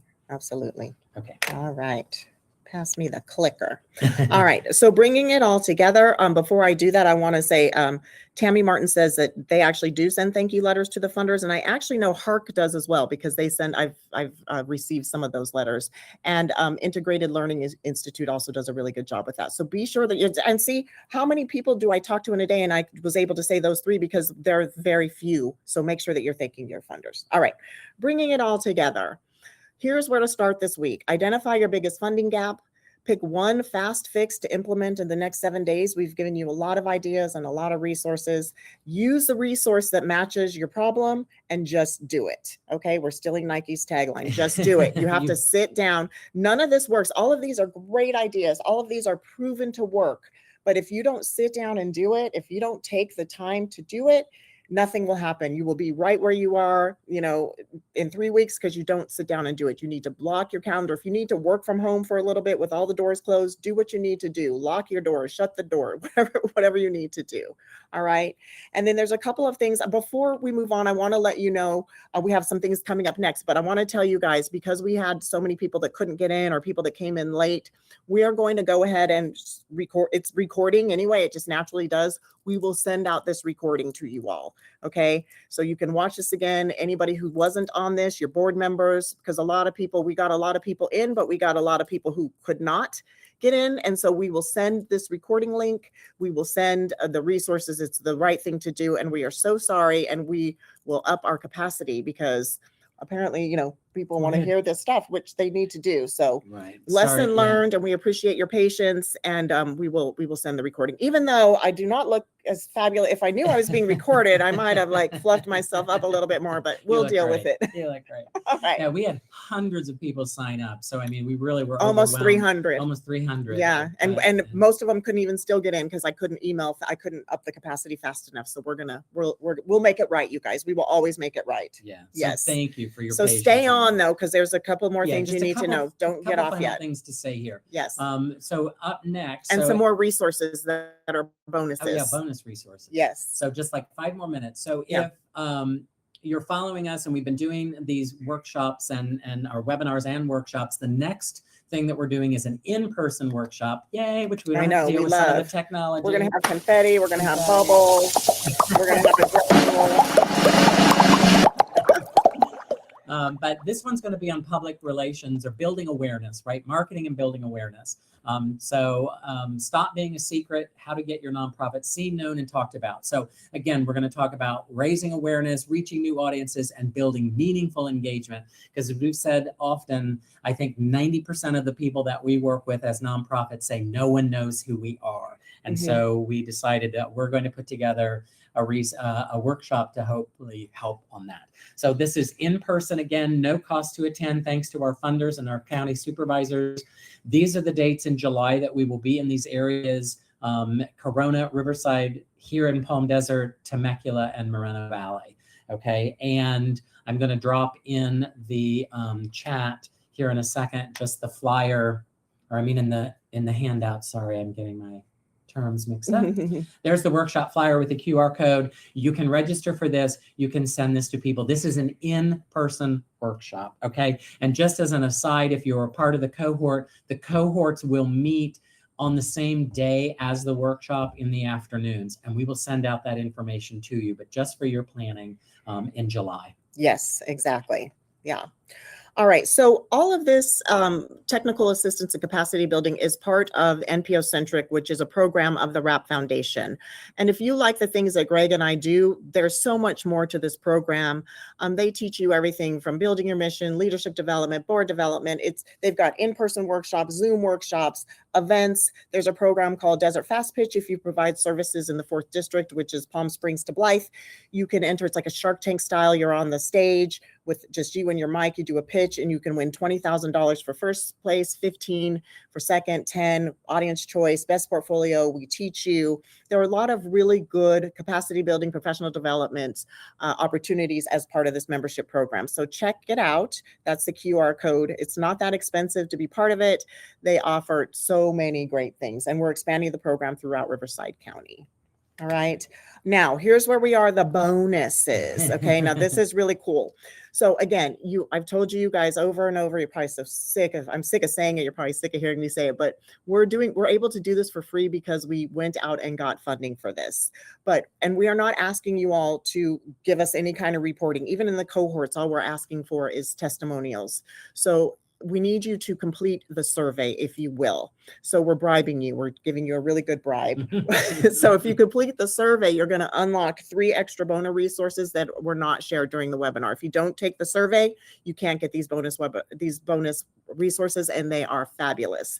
The first bonus resource, if you complete the survey, is a major donor visit guide.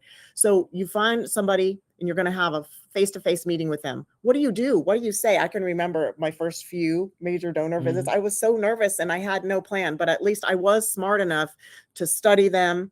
I developed scripts over time, and then I developed them for my team. And so this is going to tell you exactly what you need to do before, during, and after a major donor conversation. And if they don't want to donate, what do you do then? If they do, how do you steward them? How do you get in with their friends? This is a fantastic resource that I wish I would have had. It's very, very in-depth. And so that is bonus number 1 if you complete the survey. The next bonus item is a sample case for support. We created a fake nonprofit called Desert Roots. And so this shows you exactly what an actual case for support would actually look like. So it's a full example. We already gave you like the prompts to build your own, but this is one that will show you exactly what a really good case for support looks like. So it's really going to save you time, energy, show you where the picture should go, etc. Cue that confetti. And then the last bonus resource is the full sample nonprofit grant boilerplate. The one that we gave you before walks you through the steps, and it does have some good sample language, but this one does a full grant boilerplate. This is something that is so invaluable because it's hard to find this type of thing online. You've got to kind of create it yourself. And so this one walks you through exactly what a real example would look like. So it's another really good resource. So that is the way that we are bribing you to take the survey. And here's that QR code to take the survey if you want to take it now. What you'll do is you'll fill it out. And then at the end on the thank you page, after filling out the survey, is a Dropbox link that contains all of the resources that you got today. So that's where you're going to get those if you weren't downloading them as you went, if you were driving or you just got here late or whatever. Even if you got here late, you can scroll back up in the handout tab and you can still download them. It's not too late to download them here, but you will get the Dropbox link there. We will also be having a follow-up email that's going to have this link. So if you don't love QR codes or you're driving or you just can't do it right now, today you're going to get a follow-up email. That follow-up email is going to have the survey link. It's going to have a link. It's going to attach that flyer to register for the sessions in July. And then obviously now I have to wait for this video to render, but we will also give you the link to be able to watch this replay. Okay, so you're going to get all of those things. All right. Let's see. Do we have questions? If we have questions, put them in the chat before I go off, before I stop sharing the presentation. I want to and answer questions. I want to quickly thank our sponsors again, the Board of Supervisors, IHP Foundation, RAP Foundation, NPO Centric. Please thank the Board of Supervisors over and over again if you liked any part of this, okay? And the IHP Foundation. Also, I want to encourage you to register for the in-person workshops. We bring really good food. And we give out prizes, gift cards. We have a lot of fun. We do have a lot of fun. Right. So here are our email addresses. I'm going to leave them on here for like 10 seconds, and then I'm going to stop sharing the screen so that we can see your faces. Well, you can't see our faces, but you can see our faces. We can't see yours. Yes. But yes, thank you. Just a couple things in here. If you don't want to use the QR code, you can get the survey link. The resources are downloadable from either here or the link. No, they're not available here because they're all electronic documents. Yeah, someone asked could they come pick it up at RAP. So we would love for you all to put any kind of testimonials or your thoughts in the chat. I screenshot these, and then I share them with the supervisors. I share them with my board of directors so that they continue to support this work. So please put any comments you have there. And then of course, please do the survey. We really, really need to get a huge percentage of you all taking the survey. And I promise you, those resources are worth the time to take the survey. Okay. Thank you all for your great comments. We really appreciate it. Sorry for the technical issues. Hopefully it didn't distract too much. I'm sweating, but we will get you. Yeah. We're multitasking. Yes, we made it work. And that's what we do as nonprofit professionals and leaders, right? Whatever situation happens, we roll with the punches and we make it work. And that's what we did today. We appreciate you very, very much. We appreciate all of your comments. Does anybody have any questions? Shannon just dropped the survey link in the chat. Thank you so much, Shannon. You know, you work here now. Thank you, Shannon. That's so nice. Yeah. And then Linda, thank you for taking the survey. Make sure you're clicking that download link, which has all the Dropbox, all your files in a Dropbox. Does anybody have any other questions? I feel like we kind of answered them. Ricardo, you asked kind of a personal question about our thoughts on having a Dr. Carry-On Foundation Celebration Day. I mean, I think that's a really good idea, as long as you know, it's not going to take you out of your mission. It's not. And if you have the capacity to do it and you get buy-in, I think that that's a really, really good idea. Alina asked about getting in late. Is it going to be recorded? Absolutely. It's going to be recorded. We will definitely take care of that. And again, we apologize. Yeah, which is different than I said at the beginning, because I didn't know we were going to be. Yeah, because I didn't know. It's so funny because I saw my boss come walking by and she was looking like she didn't want to interrupt. She looked very confused, but then she just walked away. And I'm sure we were getting phone calls that people couldn't get in. And so we'll make it right. We will make it right. And thanks again for your patience. Any other questions? Just about hearing about these webinars in advance. Yeah, I mean, make sure that you're on the mailing list for the RAP Foundation and NPO Centric. Yes. They're also posted on their sites. They're also on social media. And then we send out information about it. Yeah. So definitely be on, you're on those lists. You're definitely on the RAP list if you're on this webinar. Yeah. Right. Thank you all for these great comments. We appreciate you. Have a wonderful day. Have a good day. Yes. Thank you for spending 2 hours with us. Yeah, we appreciate it. We're going to go have a big cup of coffee after this. All right, everybody. Thank you so much. I'm going to end the webinar in the next couple minutes. If you can leave any last minute comments or questions or in the chat, best 2 hours. Thank you so much, Jenny, for saying that. We know it's a long time and we appreciate it, but we wanted to give you the value. All right. Well, I'm going to go ahead and end the webinar now. You all have a fabulous day. And thank you so, so much for all of the incredible work that you do. You are superstars, you are rock stars, and you deserve all the best. Thank you so much. Thank you. Bye-bye.